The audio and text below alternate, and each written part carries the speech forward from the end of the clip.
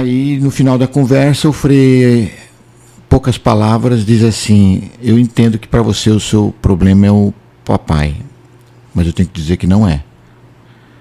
E diz assim: o problema está dentro de você, que ainda não amou seu pai como ele gostaria de ser amado. E aí acrescentou mais uma pergunta: você já experimentou ver Jesus no teu pai? Olá, meus amigos do Atos Podcast, começando aqui mais um episódio do Atos, não é, Pedro? A maior alegria que a gente tem em produzir cada episódio para trazer para você conteúdo de qualidade relevante sobre a nossa Igreja Católica, tá bom? E hoje você vai conhecer um pouco sobre a Fazenda da Esperança. Você já ouviu falar, né? Fazenda da Esperança? Muitos já ouviram falar, sim, né? Você vai ter a oportunidade, então, de conhecer um pouco mais. E para você que ainda não ouviu falar, vai ficar sabendo a partir de hoje, tá? Então já deixa o seu like, não é isso, Pedro? Exatamente. Deixa o like, se inscreve no canal, que ajuda demais aqui no nosso trabalho. E também deixa seu comentário aqui, o que você achou do episódio, que com certeza a gente vai responder lá, interagir lá com vocês, que a gente gosta bastante. Então, o Atos hoje recebe em seus estudos uma dupla... Seus estúdios. É outra hora. Depois de muito estudo, aqui nos nossos estúdios, uma dupla que Deus pensou assim, ó, com muito capricho para fundar a Fazenda da Esperança, Nelson e Frei Hans. Obrigado, viu, por terem acolhido esse convite, né? O Nelson e o Frei estão aqui em Fortaleza, né, no Ceará, para um encontro. Nelson, explique melhor, por favor, o encontro que está acontecendo aqui no céu, né, no condomínio espiritual. É um encontro de moderadores de vários carismas e movimentos eclesiais, novas comunidades, que normalmente se realiza em Roma, e dessa vez conseguimos finalmente trazer os moderadores para participar aqui conosco, aproveitando a ocasião do Aleluia, e ao mesmo tempo, no movimento dos focolares, a ocasião do Genfest, que reúne jovens do mundo inteiro, que vai acontecer na Diocese de Aparecida. Maravilha. Ótimo. Frei, muito obrigado, viu, por ter aceito o convite. É uma alegria para mim. Muito obrigado mesmo. Sim. Frei Hans, me perdoe assim a indiscrição. Qual a idade do senhor? Idade? Sou velho. 78 anos. Eu quero chegar aos 78 assim, com essa vitalidade, viu? Obrigado, viu? Muito obrigado mesmo, Frei, por ter aceito o convite. Eu nasci no fim da Segunda Guerra Mundial, na Alemanha, 45. A guerra terminou, eu nasci, mas ainda na barriga da mãe, peguei o resto da guerra, as angústias. Depois nasci numa pobreza extrema e nasci como gêmeo. Eu tenho um irmão também. Sim. Também é padre. E aqui nós nascemos numa pobreza extrema, mas muito feliz, porque a família estava unida. Sim.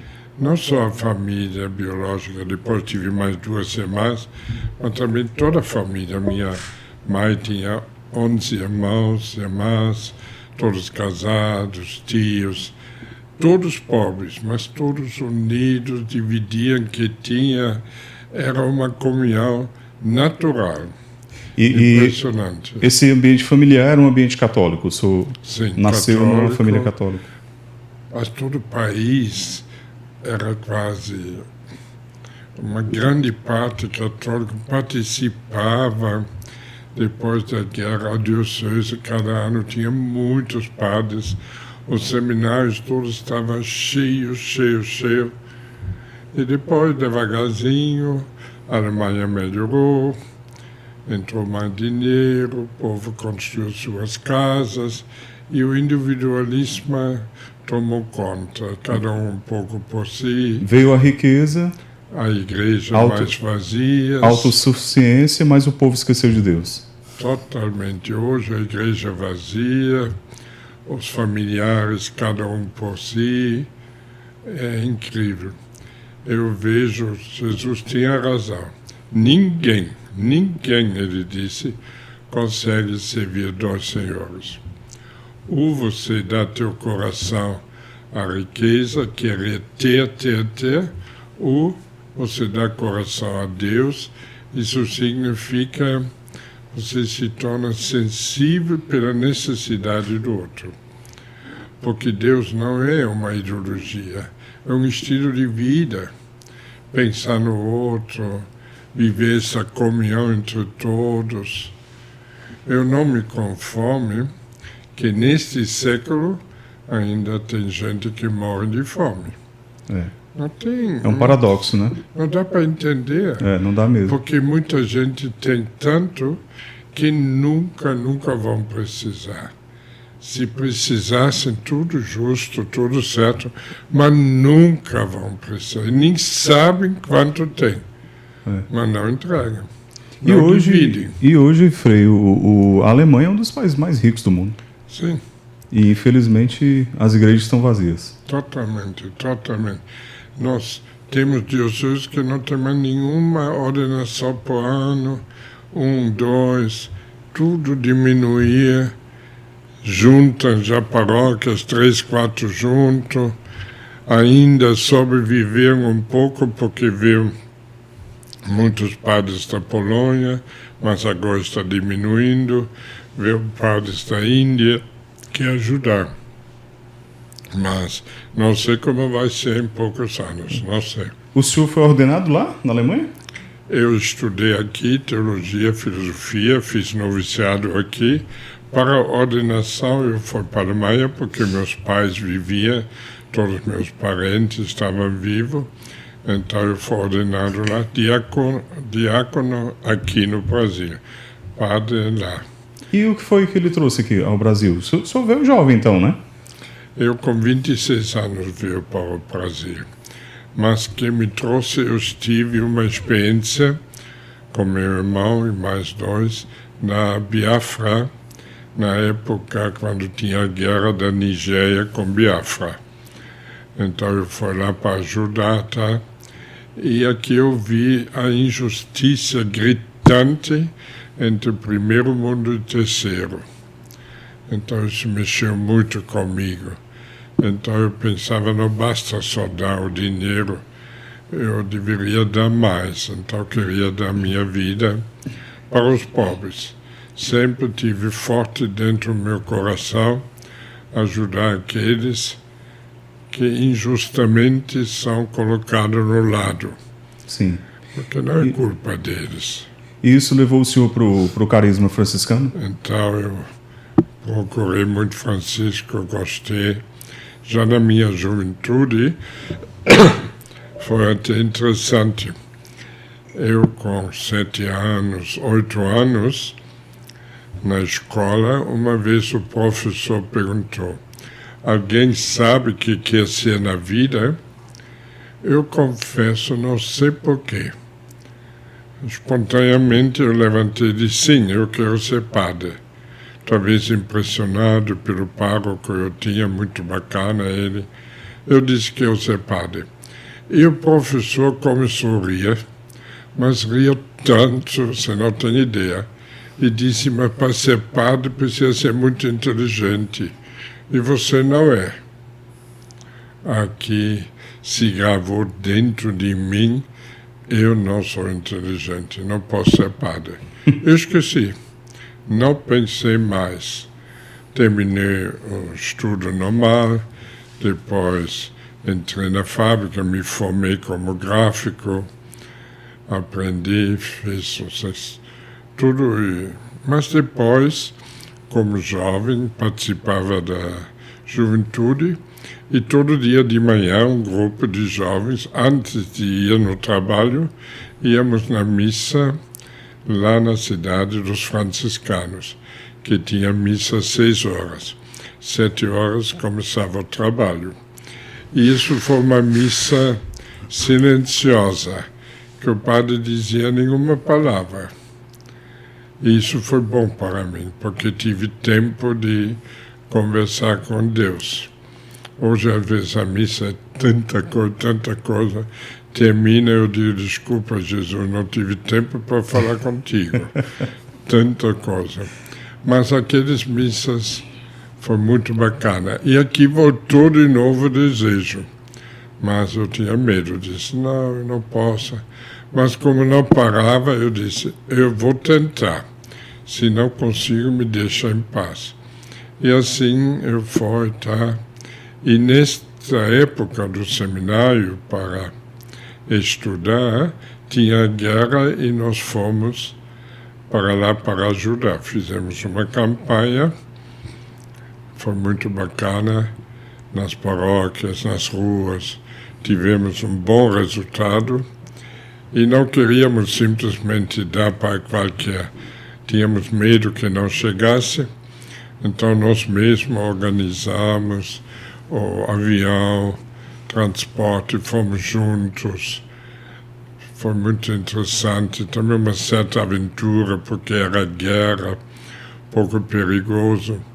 Mas foi muito bonito de ver, você pode salvar vidas. Sim. Apesar de todo dia morria gente na fila de comida que a paróquia organizava. E uma vez nós fomos com médicos na fronteira, entre 400 crianças que já estavam quase mortas, ele tirou 50 e disse, tem chance de sobreviver. Se recebem alimento, medicamento, então levamos eles para o interior, onde estava um pouco mais seguro, numa escola. E aqui, então, os médicos tratando, com alimento, melhoravam, criança animada, cantando, feliz. Até numa noite caiu uma bomba na escola, nós estávamos na casa paroquial, e matou todas. E aqui entrei numa crise que foi fundamental para a minha vida. Uma crise no sentido, eu disse, Deus, você não pode ser amor. Se você deixa uma bomba matar tudo, você podia colocar a bomba lá no mato. E a liberdade que você deu aos homens, eu não consigo entender.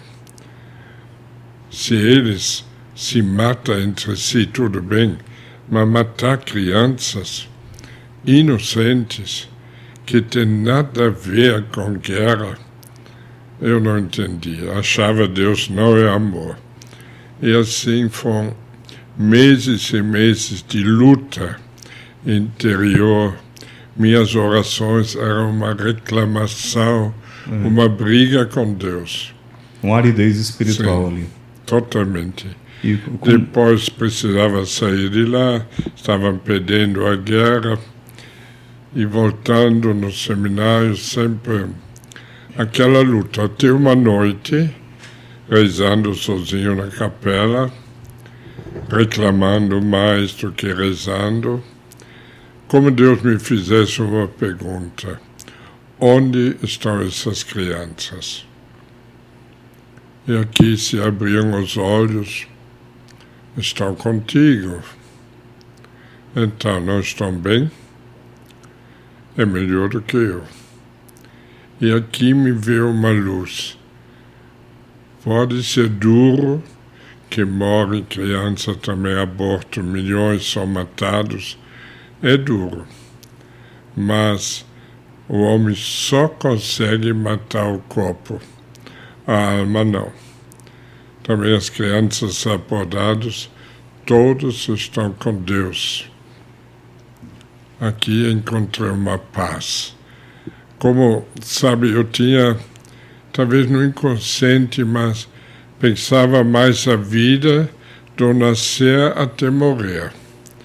E queria ter uma vida boa, estudar, mas tudo olhava e pensava no nascer até morrer. Agora, depois desta experiência, eu olho muito além da morte, porque nós não nascemos só para esta vida. Nascemos para morrer e morremos para viver para a eternidade.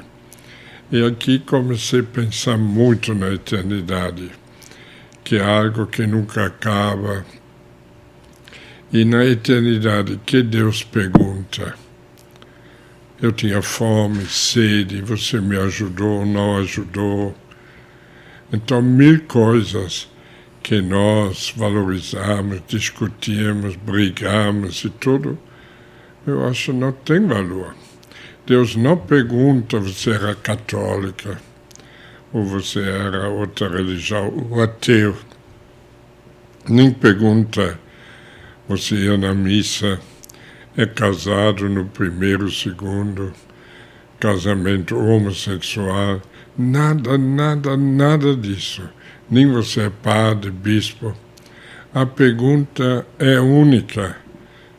Você amou ou não amou? E interessante, este povo que reagia e disse, mas nós não te conhecemos. Como você diz que nós te amamos? E aqui ele fala, tudo que você faça a outro, você faça a mim. Esta foi uma descoberta para mim. E no mesmo tempo, ele olha para o outro lado e diz, eu não vos conheço. Quase como um espelho. Ele não se enxerga neles e diz, eu não vos conheço. E eles começam a reagir. Mas nós falamos de você, cantamos, rezamos, fizemos não sei o quê. Ele disse, não, eu não vos conheço. Eu tinha fome e você não me deu. E aqui eu penso, o grande perigo, a gente vai na missa, participa alguma coisa e acha tudo bem. E esquece que para ser cristão e que um dia chegar perto de Deus para toda a eternidade, precisa amar. E se nós cristãos amássemos, não teria tanta gente morrendo de fome.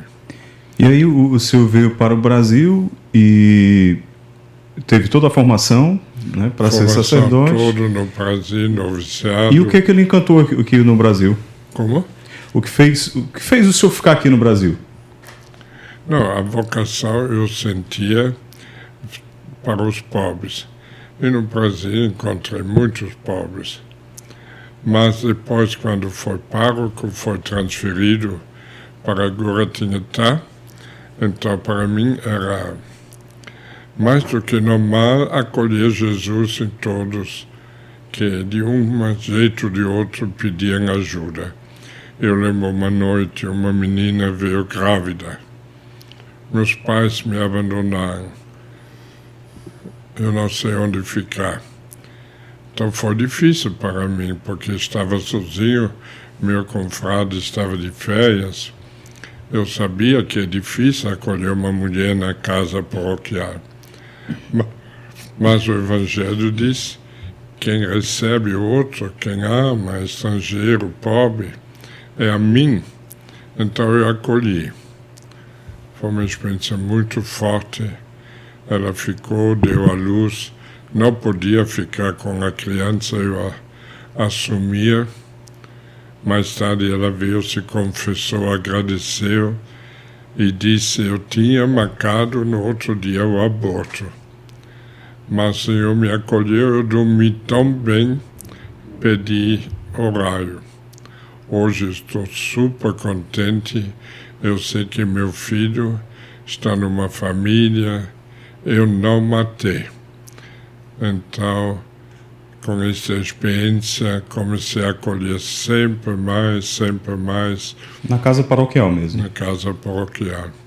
Depois criamos uma casa para adoções. Até hoje temos essa casa de criança. Fizemos, acredito, em torno de 500 adoções. Foi muito bonito, muito bonito. Mas outra vez veio 3 crianças que a polícia trouxe. Os pais tinham abandonado, também acolhi. Depois veio drogados, acolhi, escutei. Eu vi neles um grande grito de amor. Mas, naturalmente, também o senhor foi montando ali pessoas ao redor do senhor para ajudar. né? Esses veio automático. Foram vindo. Foi um dos primeiros, veio outros. Naturalmente se envolveu. Quando fizemos a Casa Criança, apareceram voluntários que cuidavam, outros ajudavam, outros adotavam a criança.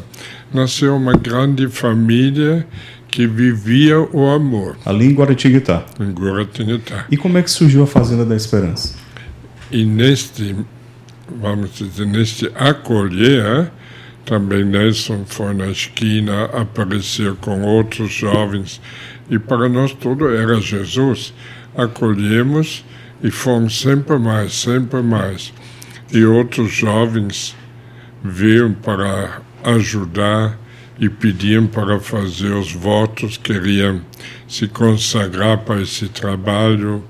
Eu acolhi os votos, Nelson foi o primeiro, e depois um dia o cardeal Aloysio Loscheider me chamou e disse: Frei, você precisa criar uma família, alguma coisa.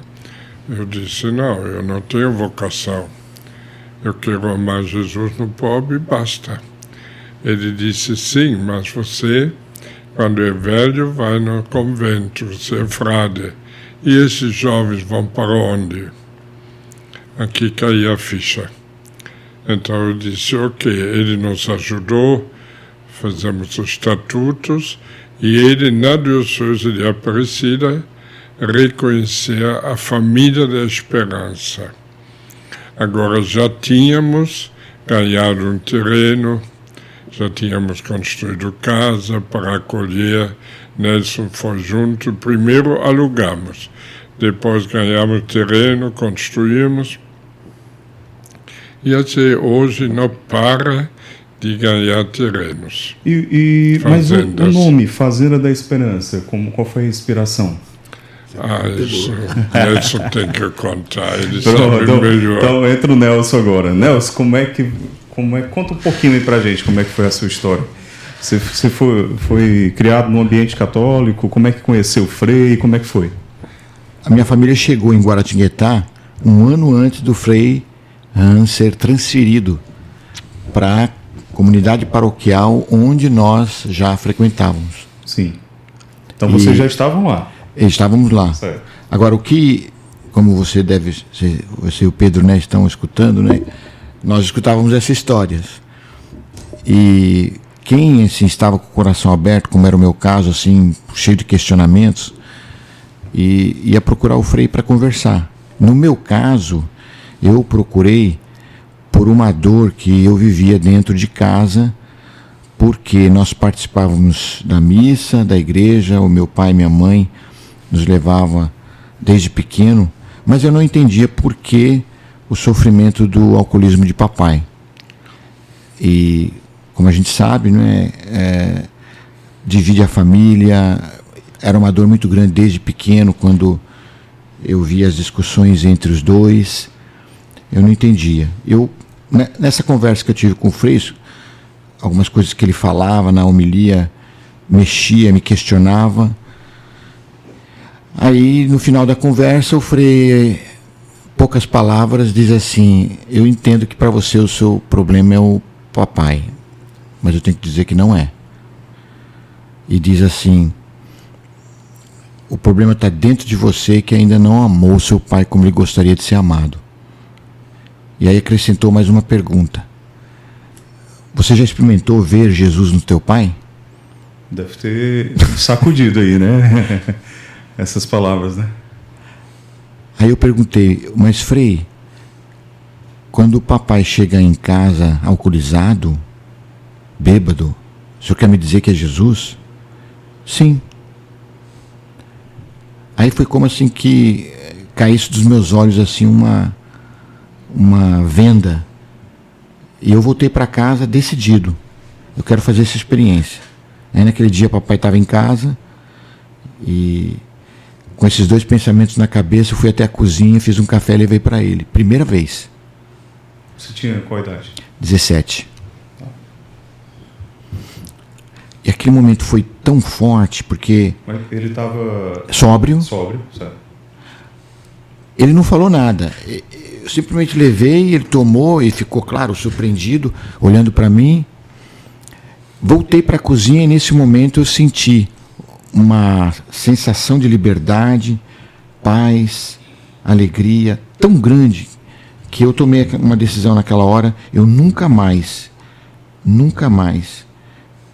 quero deixar de viver assim. A partir de meu pai. Porque eu tinha entendido que o problema não era o meu pai. Eu entendi. Era a liberdade que pude conquistar naquele momento de que quem precisava mudar não era ele, era eu. Depois foram outros passos. Por exemplo, papai gostava muito de caminhar. E um dia eu fui caminhar com ele, e aí, a partir desse momento, se criou entre eu e ele assim, um relacionamento assim, muito profundo, porque a gente não conversava. E não me dei conta naquela hora, mas eu senti assim que começou um processo de recuperação em mim, e em consequência depois também na minha mãe, no meu irmão e finalmente em papai. Essa história, assim, resumindo, durou 1 ano. Porque até um pouco mais, porque depois o papai começou a não se sentir mais julgado, ficar sempre mais em casa. O sonho da minha mãe se realizou, porque imagina, minha mãe é italiana, meu pai foi estudar na Itália, conheceu ela lá, se casaram e vieram para o Brasil. E o sonho dela, imagina, sem família, uma família aqui, era ter uma família unida, vindo de um berço católico, mas nunca aconteceu. E a partir dessa experiência, o sonho dela se realizou. A gente se encontrava, desligamos a televisão. Estou falando dos anos 80, né? Sim.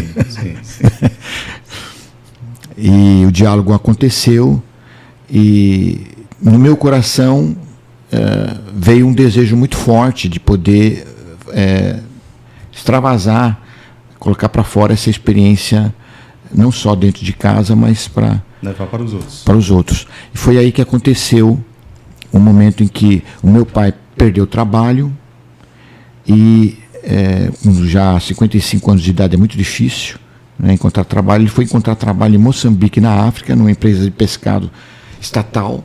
Minha mãe, como advogada do Ministério do Comércio Interno, foram todos para lá, e eu decidi ficar, porque a gente já tinha começado, como vocês escutaram, né, o Frei falar, muitas experiências fortes na paróquia, né, com crianças, e eu falei para o Frei, eu gostaria de viver uma experiência assim, de encontrar outros jovens que gostariam de fazer essa experiência mesmo de recuperação, de vida, de unidade, de comunhão. Então, inicialmente, o Frei foi como que o seu diretor espiritual? Até hoje. Eu digo lá no iníciozinho, era o seu diretor espiritual. E houve essa comunhão ali Foi. Até, Neto, a comunhão era tão forte que alguns de nós, eu, a Iraci, que agora é uma das fundadoras também, a gente assim, queria fazer uma experiência mesmo dos Atos 2. Sim. Dos Atos 2, né? Ofertar a vida toda, por inteiro. Colocar tudo em comum. A Iraci pegou toda a poupança dela, trouxe num pacote de pão, entregou na mão do Frei. E naquela época era loucura, né? Eu cheguei e trouxe o salário todo pro Frei. Aí o Frei falou, calma. Tem que constituir uma comunidade. Aqui, né? E por causa disso, é que então, quando meus pais já estavam em Moçambique, na África, trabalhando, é que eu tive que mudar de casa e comecei a passar por uma esquina onde 20 jovens se encontravam para se drogar. Era uma boca. E aí, com o desejo de me aproximar deles, e com essa intenção de, quem sabe, eles que já perderam tudo, poderiam ter um coração preparado para, quem sabe, receber essa mensagem, é que iniciei um processo de aproximação, né? Com essa turminha lá. E inicialmente, para perder o medo, quem me ajudou foi aquela frase de São Paulo aos Coríntios, que diz: fiz-me fraco com os fracos, fiz-me tudo para todos, a fim de ganhar alguns a qualquer custo, né? E essa frase me ajudou a entender a forma como eu poderia me aproximar de um deles. Ele sabia fazer uma pulseira de artesanato, e eu perguntei se ele podia me ensinar. Ele me levou na casa dele, ficamos 2 horas juntos, e aí naquela hora ele me contou toda a sua vida, se emocionou na hora que falou da sua mãe, porque ele sempre chegava em casa drogado, bêbado, e via ela chorando, não sabia mudar a situação. E depois, eu só escutei. Fiz 3 pulseiras, e quando estava para sair da porta da casa dele, ele me surpreende. Pega no braço, olha bem nos olhos e fala: eu quero te falar uma coisa, eu sinto que pela primeira vez na minha vida eu encontrei um amigo de verdade. E aí me deu um abraço. E aí foi ele que me introduziu no grupo. E você não falou, só escutou? Só escutei. E foi ele que me ajudou a criar essa amizade com todos os outros. Foi uma convivência de 2 meses. Até que aconteceram vários fatos. Né? Um deles se aproxima e fala, eles já me chamavam de Maninho. Maninho, você podia me emprestar sua bicicleta? Era o meu único meio para ir para o trabalho. Eu não era ingênuo. Os caras... Em questão de segundos, assim, veio logo assim, o pensamento que era uma oportunidade que eu tinha para poder demonstrar, não com palavras só, ou só com a presença, mas de maneira concreta, esse amor. Me entreguei na mão dele, fui trabalhar a pé, e aí ele me surpreende 3 dias depois, quando ele traz a bicicleta toda lavada, e ainda me colocou um dispositivo que faltava no banco de trás, e pediu para a gente conversar separado.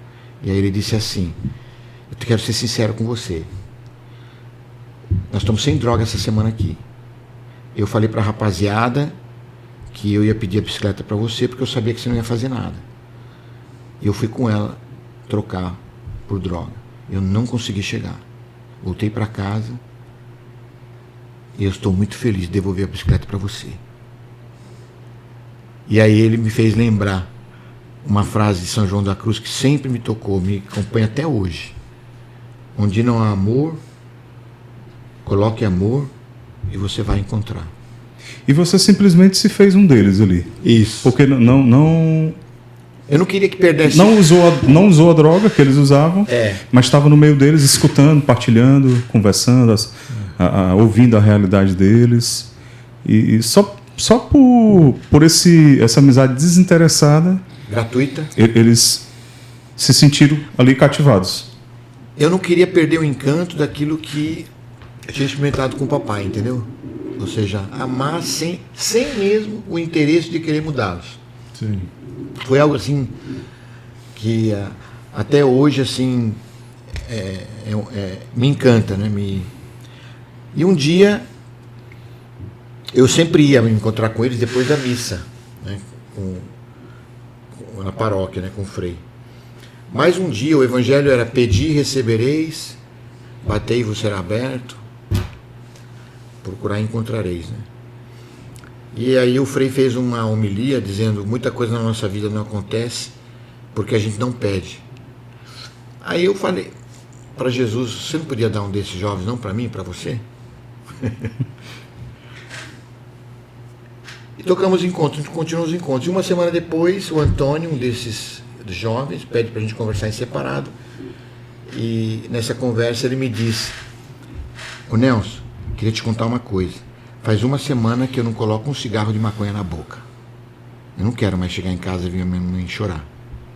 Eu tomei uma decisão. Aí eu pensei em você, porque eu sinto que sozinho eu não vou conseguir. Me leva para onde você quiser. Eu quero sair dessa. Aí quando ele falou isso, eu me lembrei. E falei, a palavra se cumpriu ali. Você foi palavra pedir. E aí, como é que foi a Fazenda da Esperança? Estou curioso. Como é que surgiu aí? Em geral, Neto, a gente conta essa. Foram os fatos fundantes, né? Que a gente não sabia. Certo. Falei para ele assim: amanhã a gente se encontra às 7 horas em frente da igreja, porque era o horário da missa. Para esse rapaz que era drogado. Por quê? Porque quando ele me pediu eu preciso de alguém que me acompanhe 24 horas. Aí eu entendi, eu deveria levar para ele conhecer Deus, né? Na Eucaristia, no sacerdote, na comunidade, na palavra. E ele veio, decidimos não mais frequentar a boca, e aí nossos pontos de encontro passou a ser na paróquia, na missa, com o frei. Ele começou a fazer uma experiência muito radical, e aí ele experimentar essa alegria e não sentir mais realmente necessidade da droga. E aí, essa alegria que ele experimentou arrastou O restante. o Ângelo, que era da bicicleta, o Ademir da pulseira, o Beto, o irmão do Ademir. Éramos uns 5 que participávamos todos os dias na missa com o Frei. Depois íamos em casa. Nesse período, meus pais chegaram de Moçambique e aí encontraram a nossa casa toda noite cheia de maninhos. E agora você pode contar que ele quer saber. E aí nasceu a primeira casa, porque assim, minha mãe chegou vendo aquela movimentação e comentou, mas esses meninos estão tão bem, né? Não passou pela cabeça de vocês de morarem junto? Sua mãe falou isso? Foi. Falei, mãe, só está lendo meu pensamento. Mas ela sabia que eram os que eram drogados, ela identificou ali, né? Sim, porque a gente ia em casa, meu pai cozinhava muito bem e gostava de ir para tomar sopa do seu João. Sim. E depois, eu em vez de morar com os meus pais, nós alugamos uma casa, assumimos uma casa, eles vieram morar comigo e começou a primeira comunidade de uma casa alugada na cidade. Essa foi a primeira casa daquela que a gente não sabia ia ser a Fazenda da Esperança.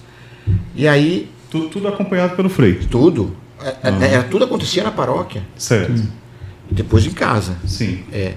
Essa primeira casa alugada se tornou a primeira unidade. E o Frei ganhou uma área de 3 hectares no interior. Né? E com a comunidade construiu. Aí não precisou mais a gente pagar o aluguel, mudamos para essa casa a 10 quilômetros da cidade. Entendeu? E começou efetivamente Zona rural de Guaratinguetá. Zona rural. E começou uma comunidade de vida mesmo. Eu continuei trabalhando, o meu salário ajudava. Aí aquele sonho de colocar em comum aquilo que se realizou nessa comunidade. O Antônio, um dos que também fazia parte, que é o número 1, ele trabalhava também, colocou o salário dele em comum. Outros se juntaram a nós, colocaram seus salários em comum. E assim a gente viveu e foi crescendo esse grupo de 5 para 10, 10 para 20, para 30, para 40. E aí essa experiência dessa doação que aconteceu da primeira propriedade, ela começou a se repetir em outros lugares. Primeiro em Coroatá, no Maranhão, com o irmão dele, que era padre, que depois veio da Alemanha para o Maranhão, depois a terceira em Sergipe, depois a quarta em Casca, no Rio Grande do Sul, depois a quinta em Garanhuns, em Pernambuco, e até hoje. Como é que ia surgindo essas doações? Então, Neto, foi assim, mover de Deus mesmo. Foi. A gente criou assim, foi entendendo que o critério para abrir uma fazenda, o sinal para nós, se era a vontade de Deus ou não, era se fosse uma doação. Uma doação. Então, todas as 170 fazendas da Esperança do mundo foram doações. E nenhuma foi pedida. Nós fomos atrás. Olha só. Foram todas assim, manifestações da igreja, de famílias, como por exemplo aqui em Fortaleza. Vamos já chegar aí. Mas me diga o nome. Ele quer saber o nome. O povo quer saber, mas antes, gente, nós estamos aqui nesse bate-papo maravilhoso, né? Regados aqui a essas entradas magníficas do Barnes Burger. Barnes Burger e todo o seu grupo, né? Estela, o que mais, Pedro? Stella, Ollis, Butchers, 147. 147? 774 mesmo. Desculpa aí, Marcelo. Errou por 500 e pouco. Eu vou fazer propaganda, viu? Não tá bom? Pois aqui. Com os molhos aqui, tem os hambúrgueres. Então, segue aí o Barnes, né? Você pode fazer o pedido aí pelos aplicativos aí de fast food. Mas também você pode ir até uma das lojas do Barnes espalhadas aqui na cidade de Fortaleza, que é uma experiência à parte, tá? Então, Barnes Burger, parceiro aqui do Atos Podcast, faz com que a gente leve episódios como este para você, tá bom? Então, curte aí, segue o Barnes. É isso, Pedro? Como é que você chama isso aqui? Esse aqui é um Onion Wings. Eu não sou muito bom de inglês. Um onion rings, né? É uma cebola Frita. Exatamente. Panada, exatamente. É isso aí. Mas afinal, como é que surgiu o nome? Mas afinal, vamos O lá. povo tá com esperança de saber. O povo quer saber. Atenção, você vai deixar o seu like, hein? Porque ele vai contar agora como surgiu o nome Fazenda da Esperança. Ô Neto, naquela época a Globo não era como é hoje, né? Então não se assustem, viu, gente? Era pior ainda. Deixamos os comentários. Mas era 1987, 5 anos depois do nascimento dessa experiência que eu contei, chegou a equipe do Fantástico. E a jornalista era Helena de Gramont. Os mais velhos aí vão se lembrar, né? Eu era muito novo. Eu sou do William Bonner pra cá. Né? O Pedro aqui é... Sou do Bom Dia e Companhia. Big Brother pra cá, o Pedro. Então, a Helena de Gramont fez... Matéria. Ficou 4 dias com a equipe lá. Chamou a atenção e foram lá fazer uma matéria para ver... Vamos entender como é esse povo, como eles vivem. Então ela começou a entrevistar os jovens, a comunidade tinha crescido. Como eu falei, já tínhamos aí... Tinha nascido já várias casas. E num determinado momento ela entrevistou um dos rapazes e se virou para a câmera e diz: nós estamos aqui numa das comunidades da Fazenda da Esperança. E eu escutando. Ela terminou, eu chamei ela no canto e falei: ô Helena, de onde é que você tirou esse nome? Ela olhou para mim: não se preocupe, Neto, fomos batizados pela Globo. Quem diria, hein, Frei?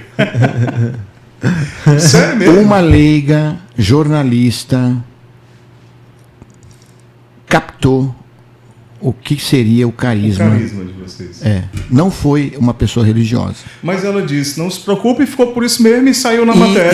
E saiu nos últimos 10 minutos daquela época que o Fantástico bombava. Entendeu? Em 1987. E aí, quando foi lançado a matéria no ar, foi uma loucura. Uma loucura. O Brasil todo. 5 mil telefonemas, gente chegando de Malicuia. Foi uma confusão. Foi mesmo. E aí telefonavam. Aí é Fazenda da Esperança? Aí ficou. Porque era obra social Nossa Senhora da Glória. Sim. O nome, a razão social, né? Naquela época. Mas aí Deus tinha um desígnio. A gente tem certeza disso, né? E estava preparando o caminho para a gente entender que a esperança, a grande esperança, que aos poucos fomos compreendendo, que é justamente essa experiência que o Frei contou, que ele fez na África, né? Que para além dos resultados que pode se obter, claro, é uma felicidade ver uma mãe não mais chorar de tristeza, mas de alegria por ver a vida do seu filho de volta. Mas a gente atribui o crescimento da obra por termos entendido desde o princípio que a nossa esperança não está no resultado, não está na recuperação em primeiro lugar. É uma consequência de uma descoberta maior, que permite que, inclusive, seja mantida a sobriedade.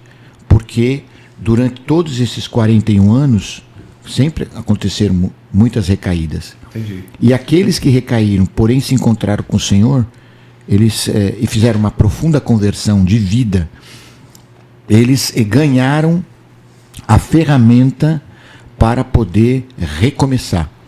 Porque o grande problema da dependência são as feridas que existem em toda criatura humana, em mim, em você, em todos nós. A gente sabe, a gente vem de uma família, nossos pais também foram feridos. Sim.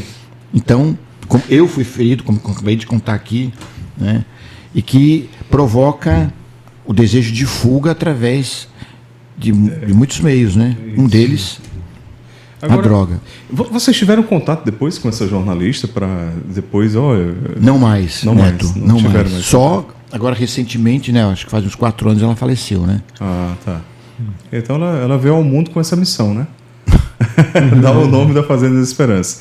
Agora, interessante, você falando aí da questão dos adictos, eu não sei se seria esse o nome. Dependentes. Dependentes, né? A Fazenda da Esperança acolhe.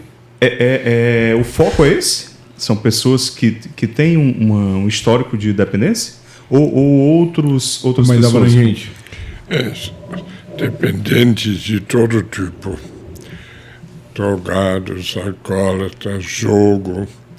Hoje aparecem sempre mais dependentes de internet. É muito mais difícil recuperar do que drogado. É mesmo? A internet te isola do extremo. Você não comunica mais com ninguém, só com essa multidão que você acha que está ao teu lado. E não consegue, nem para sair para comer, só incrível. Mas tem crescido muito? Sim. Dependentes? Milhões registrados. Aí vem seria a dependência da internet como um todo e a pornografia seria... É um ponto, mas de tudo. Eu me lembro um alemão que conseguia escapar.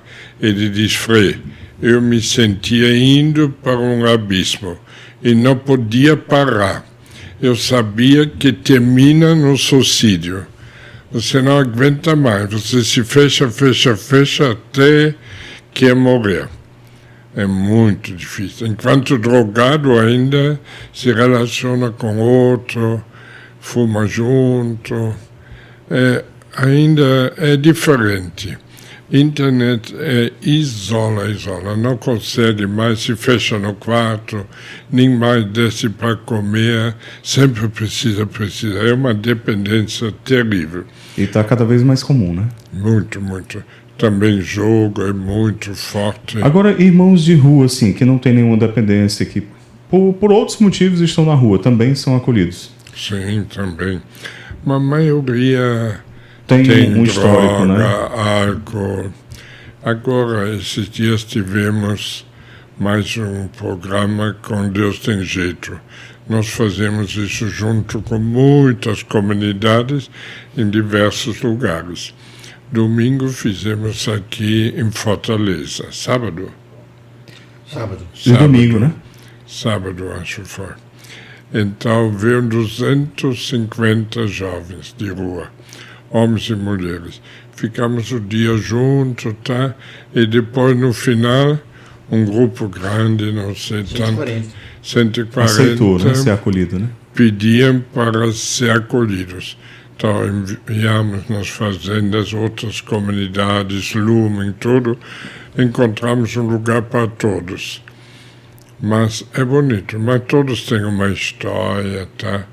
Agora, que eles têm em comum um vazio, uma tristeza, uma angústia, é muito difícil. Frei Nelson, como é a metodologia de vocês? Como é o tratamento terapêutico? Você oferecer tanto o suporte espiritual como o suporte humano ali, psicológico. Tem que ter uma gama de profissionais, né? É muito simples. No fundo, ele entrou porque não recebeu amor. Não sentia-se amado, foi ferido, machucado. Houve muita coisa que levou para buscar na droga a felicidade. No fundo, querem ser feliz. Não encontraram. Quando chegam para nós dizemos, a experiência que vocês fizeram, vocês sabem para onde levou, no buraco. Agora vocês pedem para nós sair. Como você está no buraco, podemos dar uma corda, mas você tem que segurar. E o caminho, não mais pensar eu, mas pensar no outro. E aqui nós damos para eles o diário, onde está cada dia uma frase do Evangelho, pequeno comentário, e dizemos, vive o Evangelho.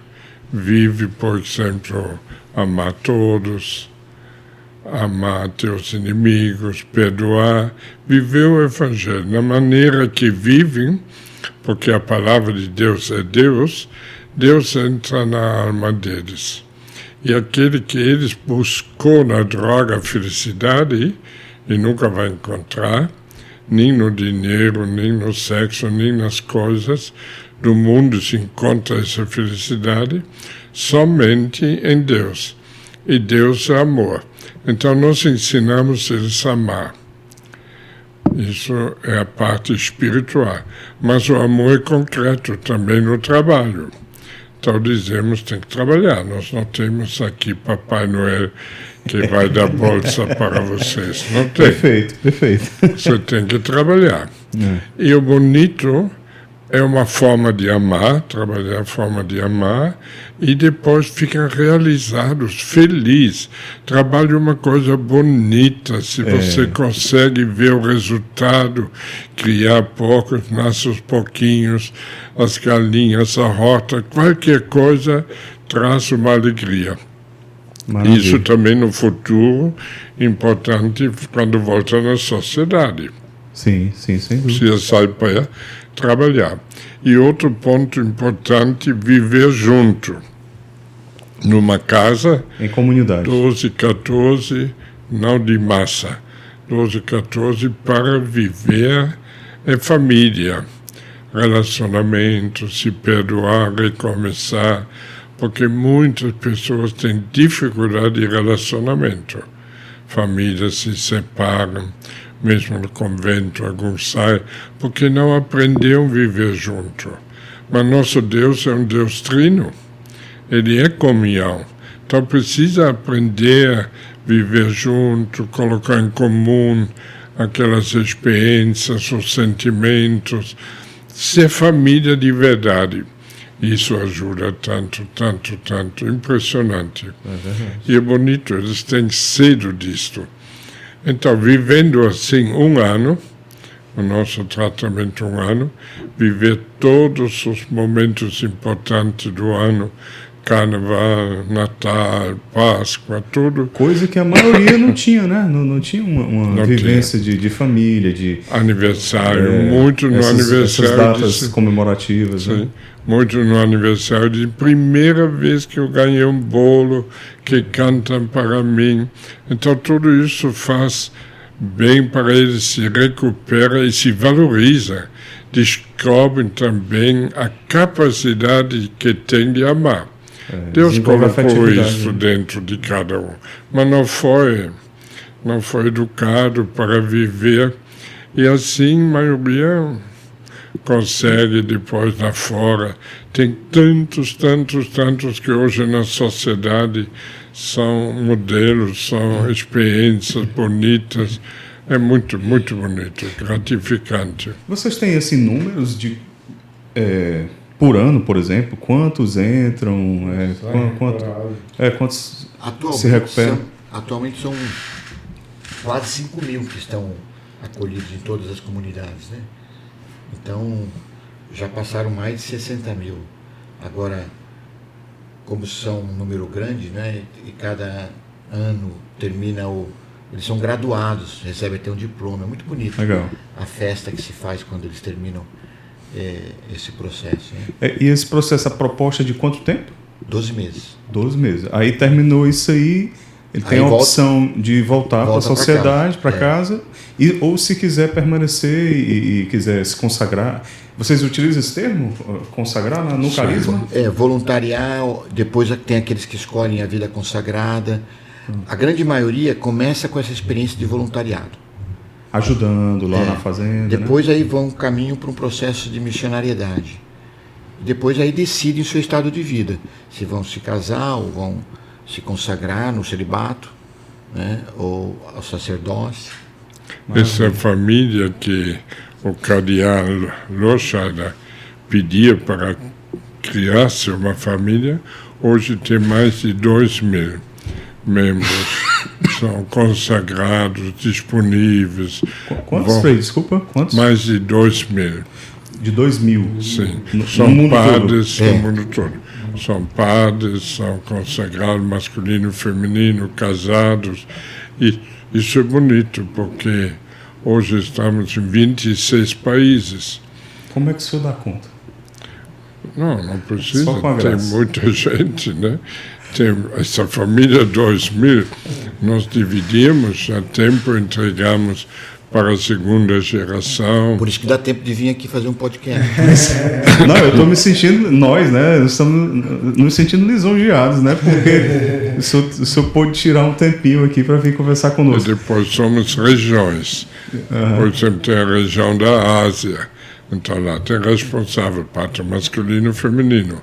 Tem África, uma região, Europa, América. Então, Brasil são 4 regiões. América Central. E eles assumem as diversas tarefas que precisa. Formação de novos candidatos, a necessidade econômica. Cada região tenta de ser autossuficiente.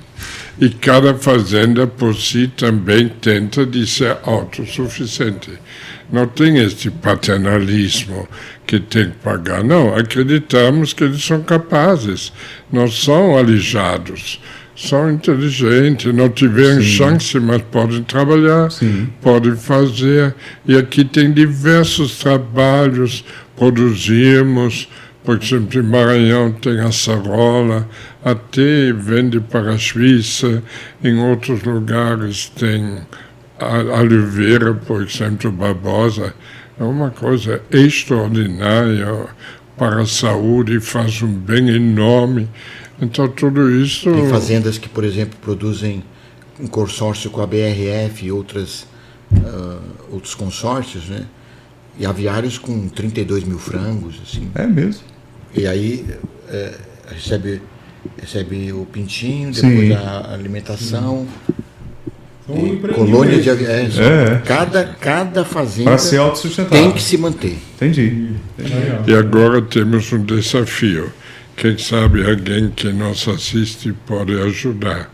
O governo não ajuda mais as comunidades terapêuticas.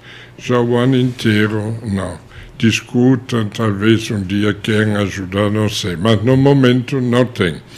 Então as fazendas, todas as comunidades terapêuticas no Brasil são muitos, foram pegos de surpresa.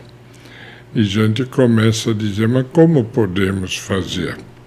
Então estamos vendo agora jeito para produzir algo que nos ajude para podermos sobreviver.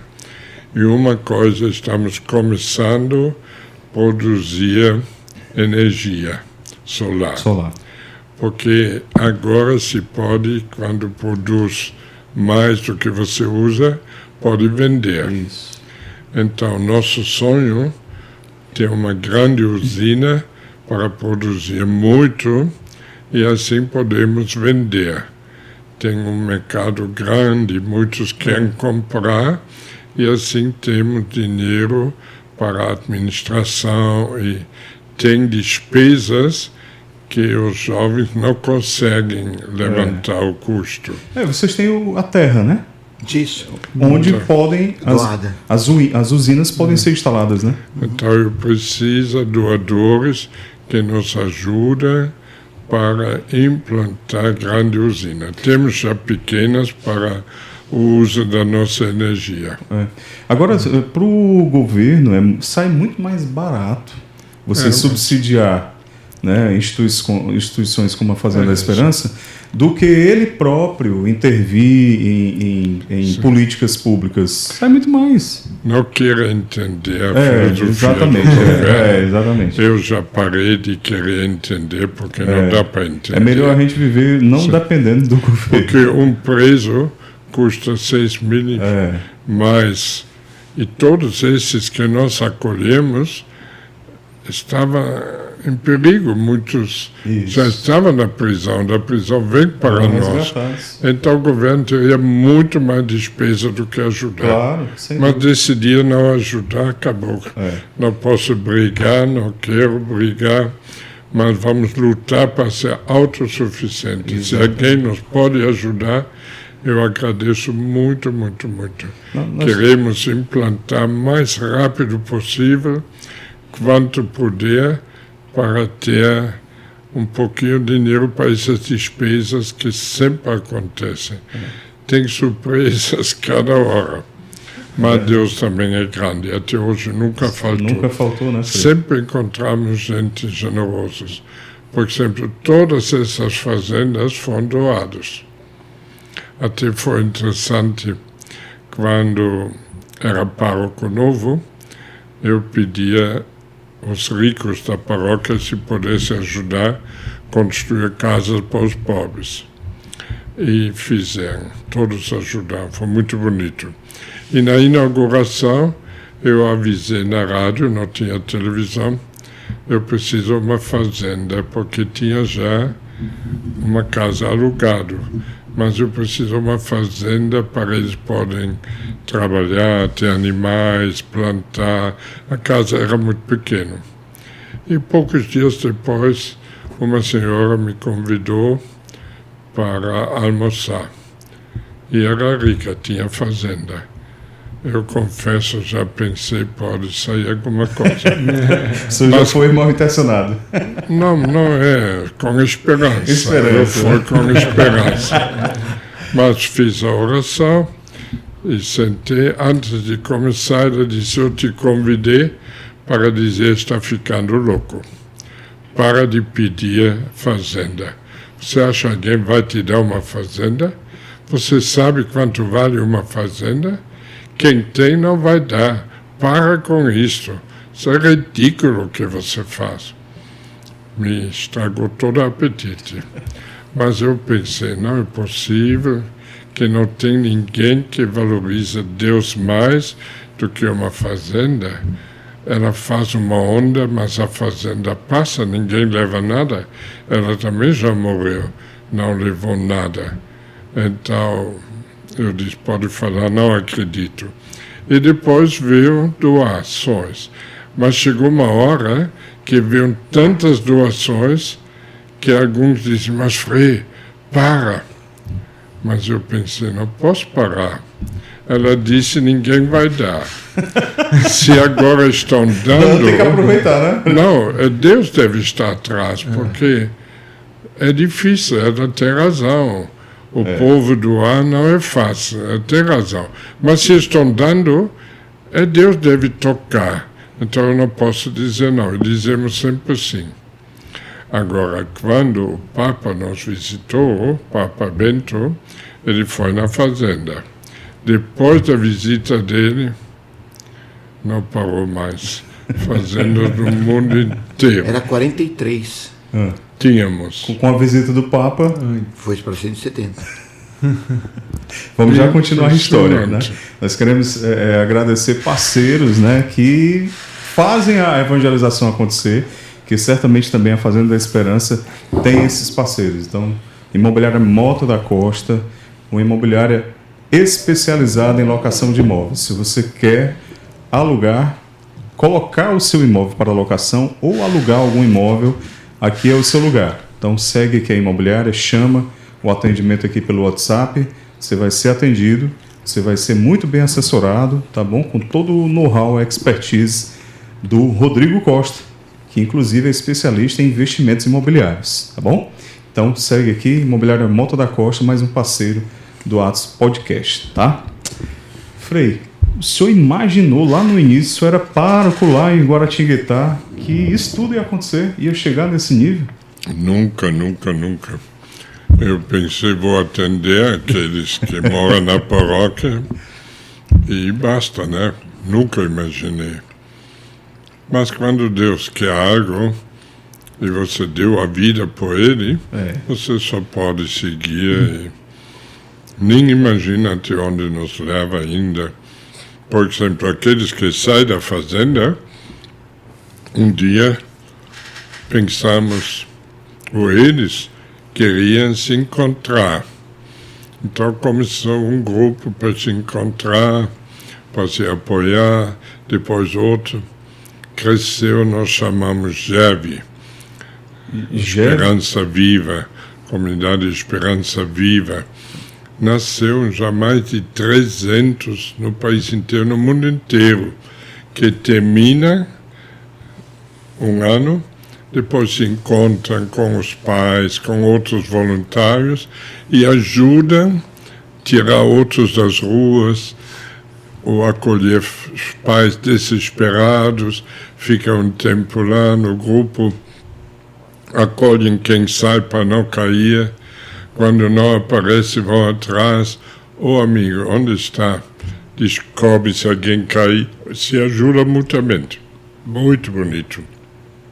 Vão nas cadeias, ajudam. Em São Paulo tem vários grupos que vão à noite na Cracolândia, dão uma sopa, uma coisa e conversam. E aqui tragam outros para sair da rua. Esses grupos é muito bacana. E assim nasce sempre coisa nova.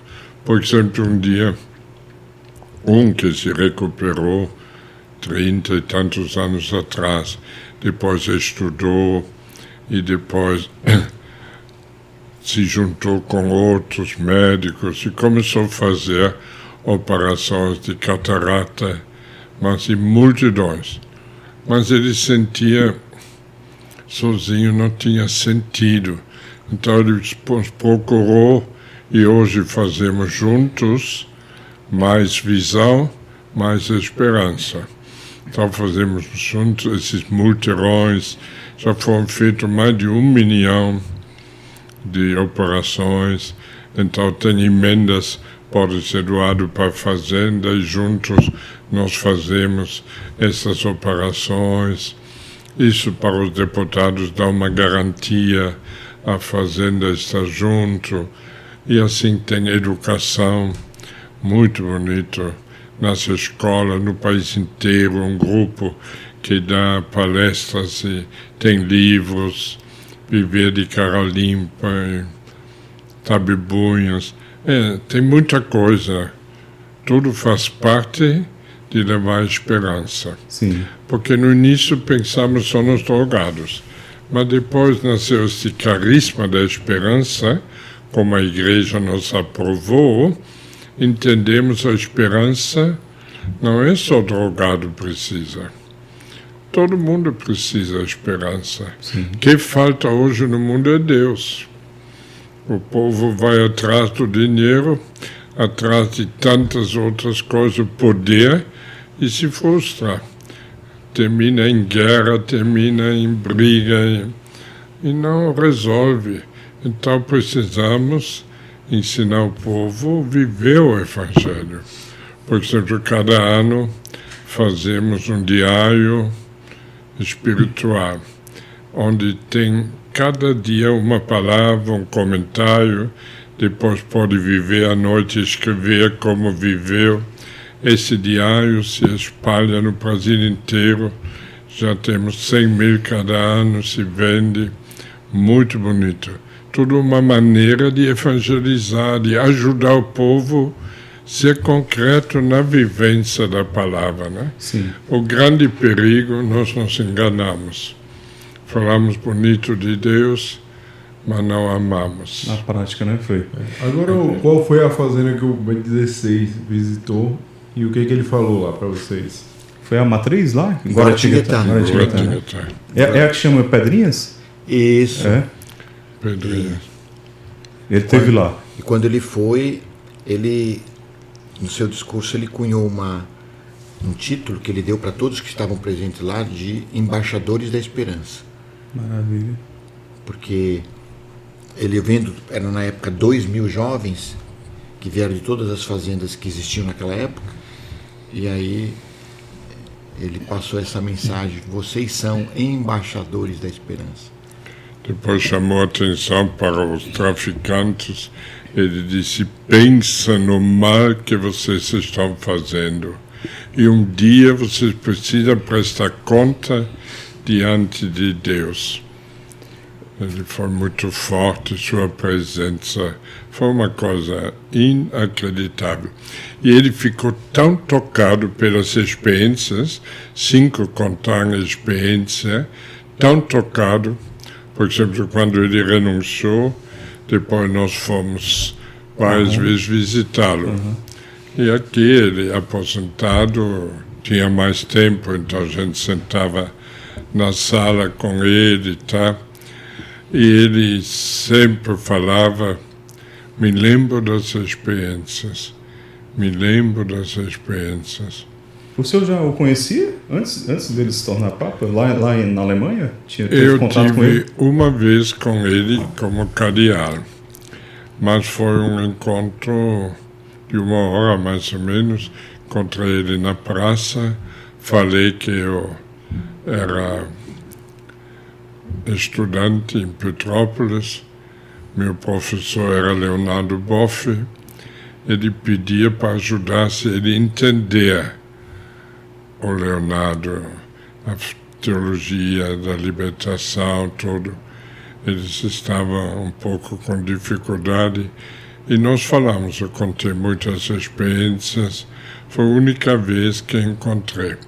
Depois, quando eu soube que ele vai para a Aparecida, eu pensei, puxa, tão perto, ele pode nos visitar. Mas, quem sou eu para falar para o Papa, vem nos visitar? Ele tem que ter segurança absoluta que o lugar que ele visita não é furado, porque o mundo inteiro vai olhar. Então eu pensei, quem pode dar essa segurança para ele? Os bispos. Então eu falei com todos os amigos, bispos cardeais, o núncio naquele tempo, e pedia para cada um, pode me dar uma carta convidando o Papa, dizer, Santo Padre, na sua visita, aproveita visitar a comunidade, é muito interessante. E assim eu juntei 80 cartas, de 80 bispos e cardeais, tá? Fiz a mapa, tá? Mas agora pensei, como fazer para chegar na mão dele? Eu não queria mandar de qualquer jeito, ser um secretário, tá? E aqui foi interessante, o cardeal Cordes, que era do Cor Unum, o cardeal lá da Cúria, ele era meu professor quando eu estudava. Ele me conhecia e ele fez a primeira encíclica, fez um encontro em Roma e convidou 5 pessoas do mundo para contar a experiência. E me escolheu e convidou. E todos que falaram neste congresso, o Papa recebeu pessoalmente. Então eu tinha chance de conversar com ele. Aqui com minha mapa, tá? E aqui falei com ele em alemão e apresentei um pouquinho rápido o nosso método, que nós vivemos a palavra. E ele perguntou, a palavra recupera? Eu disse, sim, Santo Padre. Quem vive a palavra se torna um homem novo e não precisa mais droga. Então, no final da nossa conversa rápido, eu disse, Santo Padre, eu posso contar com sua visita lá, como pai que visita o filho pródigo, eles todos são, e sua presença seria muito importante. Posso contar? Ele disse a palavra jawohl. Isso em alemão, uma palavra sim, mas muito forte, sem dúvida, sim. E para mim esta palavra era suficiente para eu voltar e disse para todo mundo, o Papa vai nos visitar, vamos preparar. E começamos a construir tudo, tá? Fizemos tudo, a igreja e o palco, tudo. E muitos disseram, mas você tem segurança? Eu disse, o Papa falou.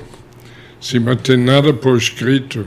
Eu disse, um alemão não precisa dar por escrito. A palavra de um alemão é sério. Eu acredito. E ele veio mesmo.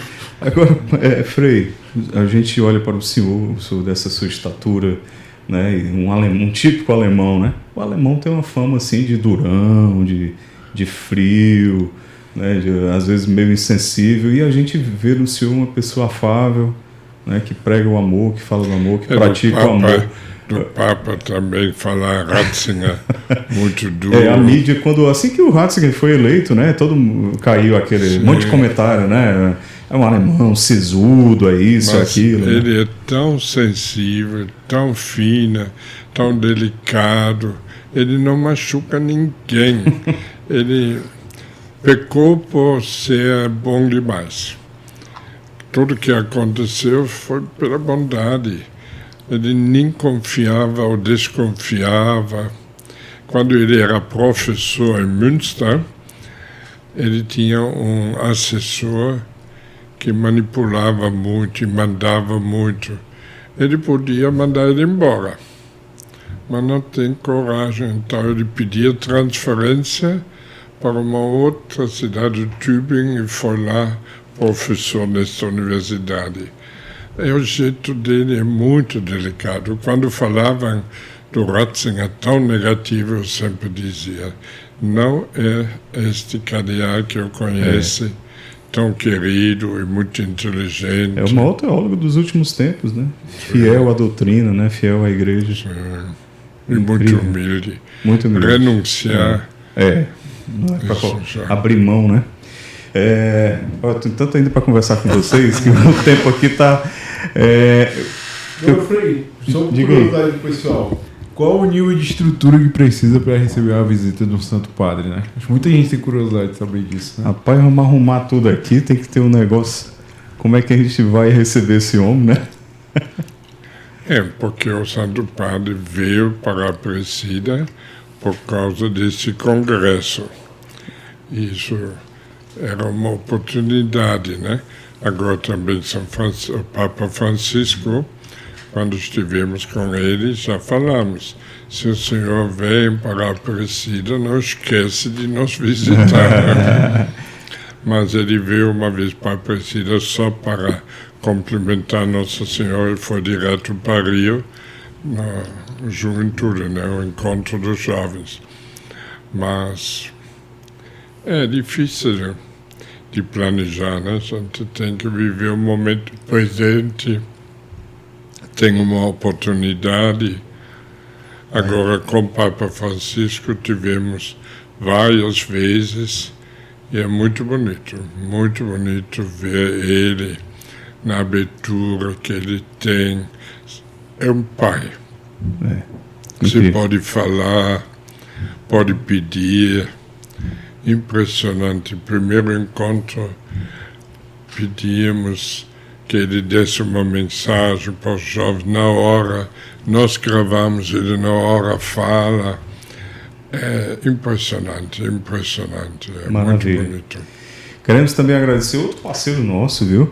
Que é a Normatel Home Center, Pedro. Normatel você encontra tudo, não é isso? Encontra tudo, vem online, entrega em todo o Brasil, então não tem desculpa para não comprar, né? Lojas grandes com estacionamento, várias lojas aqui na região metropolitana de Fortaleza e também já expandindo aí pelo Nordeste. A gente quer agradecer o apoio da Normatel, aqui o QR Code na tela para você também seguir lá no Instagram e ter todas as ofertas, promoções, enfim. Normatel Home Center, para construir e alugar, é lá o seu lugar, tá bom? Valeu Normatel, obrigado. Ô Nelson, explica pra gente aí, rapaz, quem vê o Frei Hans, vê o Nelson, quem vê o Nelson, vê o Frei Hans, um tá sempre ao lado do outro, um se complementa no outro, como é que se dá essa amizade de vocês lá já há tantos anos? Nós fomos assim atraídos pela espiritualidade da unidade do Movimentos Focolares de Chiara Lubich, que o Frei Hans trouxe no seu coração na paróquia e que fez a gente entender que onde dois ou mais estão reunidos no meu nome, eu estou no meio deles. Então, desde que eu tive acesso assim, a essa espiritualidade da fundadora, né, Chiara Lubich,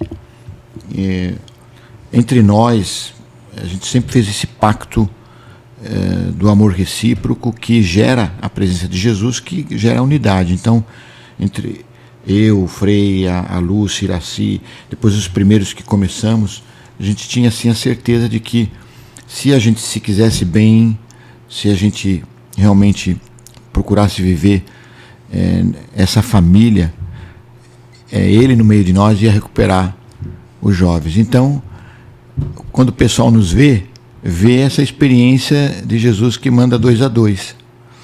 E aí a coisa acontece, porque não somos nós, né? É ele no meio de nós que realiza. A gente tem convicção profunda disso. E as coisas acontecem não por causa da nossa capacidade humana. Não dispensa, claro, o carisma pessoal, os dons que Deus concedeu. Mas a gente costuma dizer desde o princípio que o fundador é Ele no meio de nós. E as outras... Sim, o senhor ia complementar? Quando ele está, ele vai fazer o quê? A mesma coisa que ele fez quando estava em Jerusalém. Ele não mudou. É o mesmo Deus. E que ele fez? Expulsou demônios, fez surdos ouvir, cegos enxergar, e também chamou vocações. Ele foi na praia, chamou. Hoje, se ele está entre nós, ele chama vocações. Alguns querem ter vocações com folhetinho, com não sei o que, não. Precisa ter Jesus entre nós. E ele multiplica os pais. Como você explica, 2 pobres, eu era franciscano, voto de pobreza, Nelson trabalhava na cooperativa, colocamos em comum um pouco, e hoje estamos no mundo inteiro. 170 fazendas, mais 50 doados que ainda precisamos preparar, 26 países. Como explicar? É Jesus. Para ele é possível. Por exemplo, na epidemia, todo mundo falava ficar em casa. Não podíamos acolher jovens, não podíamos ter visitas, tem que fazer tudo, porque fica em casa, fica em casa. Me irritava. Eu disse, como um jovem que mora na rua, não tem casa, pode ficar em casa. E ninguém mais na rua, não vai receber ajuda, tá? Então dizemos, ele não tem casa, nossas fazendas vão ser casa deles. Então abrimos. Veio 4.500 jovens nesses 2 anos. Mas ninguém desses jovens tinha dinheiro. Veio sujo, precisava roupas, precisava as coisas de higiene, precisava comida, e o governo não dava nada. Então nós dizemos, vamos acolher, mas com cada um que nós acolhemos também Jesus. Está dentro deles. E Jesus é rico. E é verdade, nunca faltou nada. Um dia de manhã, acordei, chegou uma carreta lá de arroz e feijão. Todo dia veio as providências, tá? Todo o tempo conseguimos manter tudo sem faltar. As fazendas que temos agora já doados. Esses dias até o presidente de uma ilha, Seychelles, uma ilha bonita lá, foi atrás do bispo, desesperado, que é uma comunidade que ajuda para resolver o problema da droga. E os bispos falaram da fazenda, ele foi atrás, está agora construindo como nós queremos, deu terreno e está esperando a primeira comunidade ainda este ano. Então, toda doação, tudo. Mas quem faz isso? Ele entre nós. Então, para mim, é burro quem quer fazer tudo sozinho.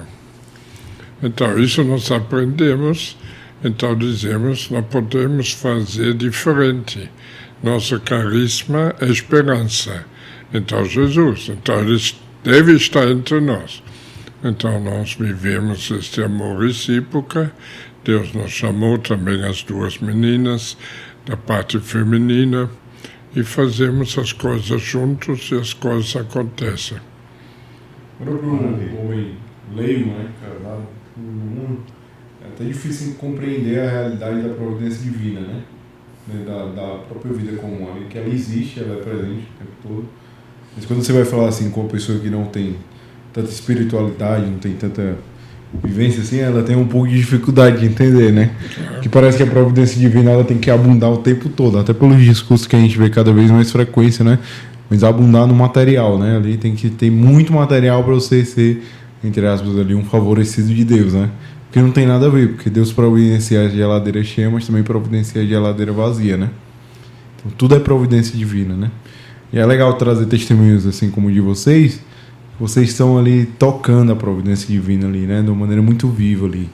uma maneira muito concreta ali, que a gente às vezes na nossa vivência, a gente tem nosso trabalho, a gente tem nossa família, a gente tem tudo, a gente não toca assim se a gente não parar e pensar, poxa, com Deus é muito melhor, entendeu? Vamos correr aqui, meu Deus, eu tô passando por essa dificuldade, eu queria tanto resolver esse problema assim, não por mim, mas pelos meus filhos, poxa, eu não queria que meus filhos passassem por isso, né? Então, acho que o leigo, ele se desconectou muito dessa realidade, né? Assim, conscientemente mesmo, assim, de parar e pensar. Porque o homem do campo, ele tem essa visão ainda. Você vai no campo, você vê o homem, ele ainda tá lá e ele tá preocupado, pô, tá chegando o dia de São José, se não chover, a safra não vai ser boa. Vou fazer uma novena pra... vou fazer uma novena pra São José mandar a chuva pra safra ser boa, né? Então ele ainda vive ali, então ele vê, pô, tem uma pragazinha aqui, poxa, eu não sei mais o que fazer, eu vou rezar aqui pra essa praga ir embora. E acaba que a praga vai embora às vezes, entendeu? Então acho que para urbanizado assim, é muito complexa essa matemática que vocês vivem, né? Mas como é legal. É um estilo de vida que te leva a acreditar em Deus. E uma vez que você experimenta, Deus não falha, depois sempre é mais fácil. Para nós é tão comum abrimos fazendas, agora acolhemos esses com Deus tem jeito. E sabemos que Deus vai ajudar, de um jeito ou de outro. Basta, às vezes, você faz uma entrevista, de repente alguém fica tocado. Impressionante como Deus trabalha. Sim. Impressionante. Então, amém. Estamos aqui em Fortaleza por causa de uma entrevista, você lembra, né, filho? Sim, conte aí como é que foi essa doação. Porque assim, aqui em Fortaleza, gente, o Atos Podcast aqui em Fortaleza, no Ceará, e nós temos aqui encravado no miolo da cidade um terreno enorme, é uma verdadeira fazenda, que hoje é o condomínio espiritual, o Irapuru. Mas esse terreno foi doado lá antigamente. Conte aí como é que foi essa história, porque o mundo é loucura. É loucura. E nós tínhamos uma entrevista na Rede Vida com Antônio Muccio, que era o bispo presidente, e eu fazia parte do Consup até hoje. Presidente de quê? Da Rede Vida. Da Rede Vida. Antônio da Rede Vida. Dom Antônio Muccio. Certo. E no fim da nossa reunião, ele me chamou e disse: quero fazer uma entrevista com você. Eu não tinha vontade, porque veio do Mato Grosso, estava tudo suado. Tá? Eu disse: Dom Antônio, estou todo suado. Ele disse: mas cheiro não passa na televisão. É verdade. Verdade. Ele não mentiu, né? Então eu perguntei: pode ser junto com Nelson? E fizemos 1 hora, frente a frente. Depois, uma senhora tinha visto, mandou o filho para nos visitar. O filho mora em São Paulo, Alexandre Macedo. E depois ele disse: minha mãe viu e deu 2 passagens para Fortaleza. Vocês podem marcar a ida e volta, ela espera vocês. Tá bom, fomos nós 2 para Fortaleza. Chegamos... Sem nem saber quem era. Não sabíamos. Vieram na fé. Na fé. Depois, mas tinha... foi lá e explicou. Sim. Tinha passagem, né? Certo. E aqui ela nos recebeu, levou na fazenda, perto do aeroporto, e disse: eu senti na entrevista, deve doar essa fazenda para vocês. Nós olhamos. Eu disse: mas, dona Lúcia, aqui, perto do aeroporto, perto do Castelão, tanta gente em volta, criar vacas, não tem condições. Esse terreno vale, vai ser complicado, tá? E ainda estávamos pensando, o governador, sabendo que nós estávamos, nos chamou, Era o Tasso, Sim. e disse: eu tenho uma fazenda agrícola lá em Pacatuba. Está vazio, vocês não querem? Olhamos, achamos interessante e começamos. Mas Dona Lúcia não ficou contente, disse: eu chamei vocês, não governador. Ele passou na frente. E aqui nós vimos que ela estava decidida, então Deus deve ter um plano. Então convidamos o bispo Moisés, Padre Jonas naquele tempo, Padre Renato e várias lideranças, as Doroteias. 1999. Doroteias, e reunimos e dizemos: Deus está dando este terreno para nós.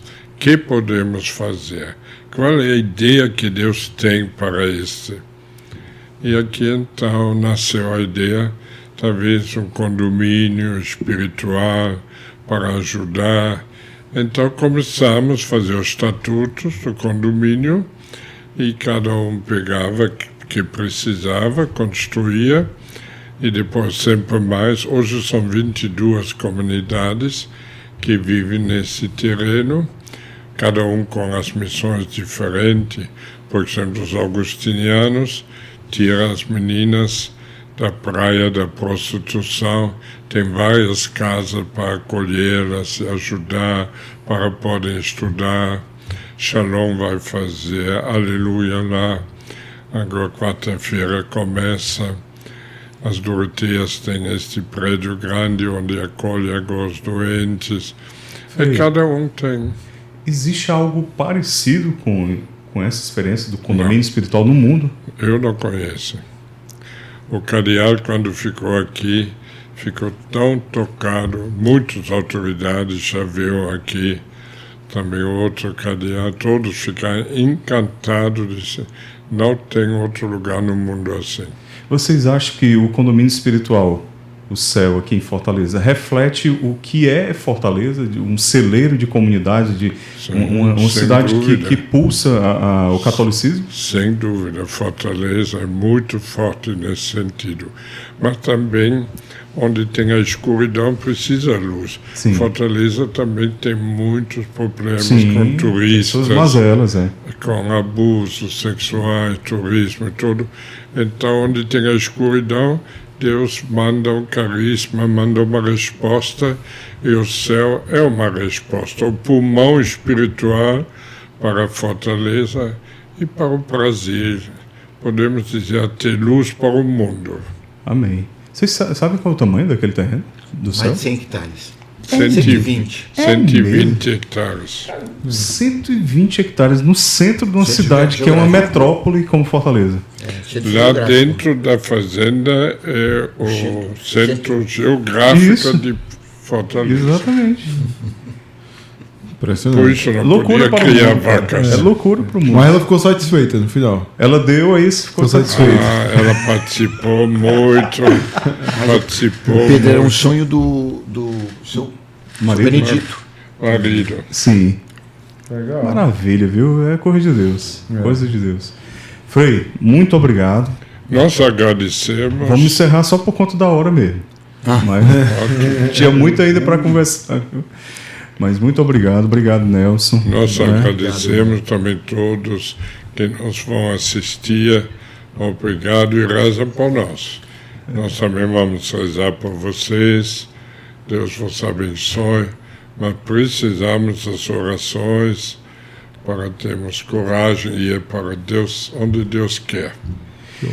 A nossa igreja é muito linda, né? E maravilhosa. Infelizmente, o que sai na mídia, né? São as mazelas, as coisas ruins da sociedade. Às vezes algum escândalo, né? Que a mídia dá muita vazão. Mas notícias boas, como a Fazenda da Esperança, né? A atuação de vocês, a forma como vocês conduzem esse carisma, isso precisa que o mundo saiba. O mundo é para isso que o Atos existe. Muito melhor do que se demonstra.